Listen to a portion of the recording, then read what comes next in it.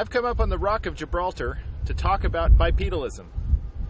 Humans walk upright, and coming up this big hill reminds me of one of the major consequences of that. We're not especially good at climbing.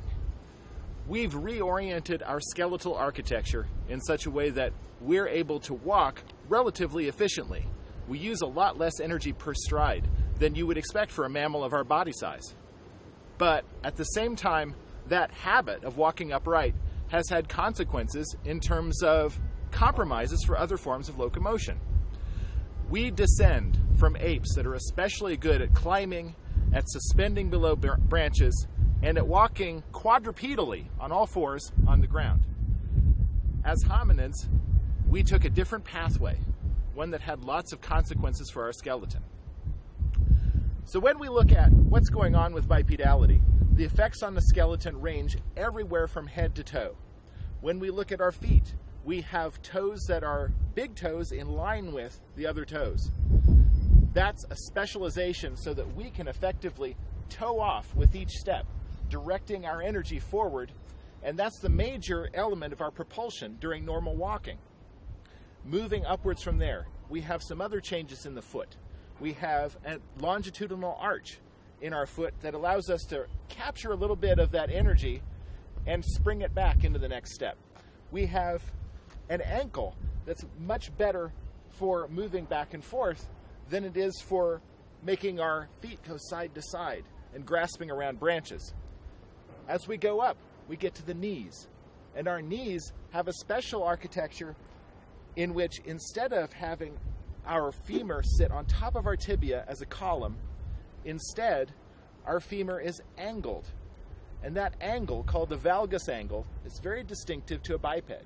It's there because with each time we put our weight on one leg, we need to have our center of gravity over the foot that supports us. Our hips are at the sides of our body. And so if we're going to have an angle in our leg and not tip over, we've got to have that angle make a connection at the knee with a strong column going down to the foot. Moving upward from the knee, we can look at our hip. Our hip joint, including the femur and the pelvis, have both changed in adaptation to bipedality. When we look at early hominids, we see many of those changes. The pelvis in particular is very different in hominids compared to other kinds of primates.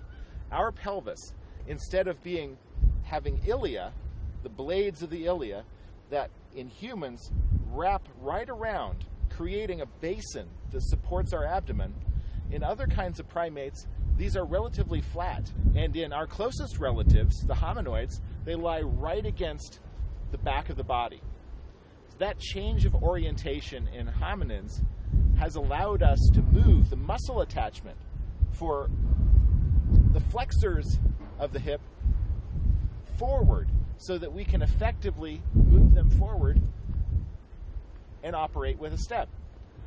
If we were in a more horizontal stance, the flat pelvis that we see in other kinds of primates would still have the leverage that allows a powerful propulsion with each step. When we look at what's going on in the pelvis, there are especially radical changes. But one of the consequences that you might not have thought of is that humans have a very large muscle in the backside here called the gluteus maximus. And that large muscle is actually a relatively minor muscle in other kinds of primates. For hominins, what this muscle is doing is it's allowing us to powerfully extend our legs. As I climbed up the rock, and if you're climbing a set of stairs or anywhere where you're having to climb up, you'll feel those muscles getting tired and working. Because in humans, the change in orientation of our pelvis makes us use that muscle. In primates, they use the hamstrings muscles as the major extensions of the leg. Those are the muscles that a sprinter uses to start in the starting blocks. The hamstrings muscle is a powerful muscle. In primates, they're using it all the time because their bodies are in this stance habitually. But in hominids, we carry our weight upright. And as a consequence, the hamstrings muscles are not especially effective for us unless our bodies are bending over. We can continue moving up the body, right? In the lower spine, In order to reorient ourselves, our torsos, to a vertical posture, we have a curvature of the lower spine. That curvature, called the lumbar lordosis, means that each of our lumbar vertebrae are angled somewhat relative to the next to allow the architecture of our spine to carry our body upright. We haven't changed the angle of our pelvis relative to the ground. What we've changed is the anatomy of that pelvis and the spinal insertion of the pelvis in such a way that a primate-like pelvic carriage is operating in a bipedal stance. Continuing to move up, we get, of course, to the head. In the base of the head, the foramen magnum, the hole in the base of the skull that allows the spine, the spinal cord, to come out and where it attaches to our brain down to our spinal column, that hole, the foramen magnum, is relatively anterior. It's toward the front because we have a vertical carriage of our head. In other kinds of primates that have a much more inclined or even horizontal spine posture during locomotion, that insertion of the spinal cord into the brain has to be on the relatively back of the skull, the posterior part of the skull. So when we're looking at an early hominin, there are many signs of bipedal locomotion that we can look at. The adaptation to bipedality has left marks all over the hominin skeleton. That leaves a very important question. Why was it an evolutionary advantage for humans and hominins to become bipeds? We think of bipedality as part of the human adaptation today, and it's connected to lots of things. If you consider chimpanzees, gorillas, orangutans, other apes, they're all able to walk bipedally. They use bipedal locomotion as part of their habitual repertoire when they're on the ground. All of them can carry objects in both hands. All of them can move around this way. But they do it a little differently than we do. The architecture of their pelvis and the musculature of their legs are not well adapted to having their weight supported as a straight up and down column. Now that's really efficient for humans. We're able to stand for long periods of time with relatively little muscle action. But other kinds of apes can't do this. Because of their muscles, because of the architecture of their pelvis, if they're going to be upright, they have to have a bent knee.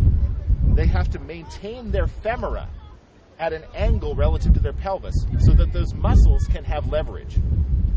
Our muscles have leverage because our pelvis is curved around forward and adapted to that kind of muscle action. But other kinds of primates aren't. They have to walk with a bent knee gait. And let me tell you, if I had to climb up the entire rock with a bent knee gait, it would be a nightmare. Humans cannot maintain this kind of locomotion for very long. And in fact, when we look at other hominoids, they don't go bipedally for long periods of time.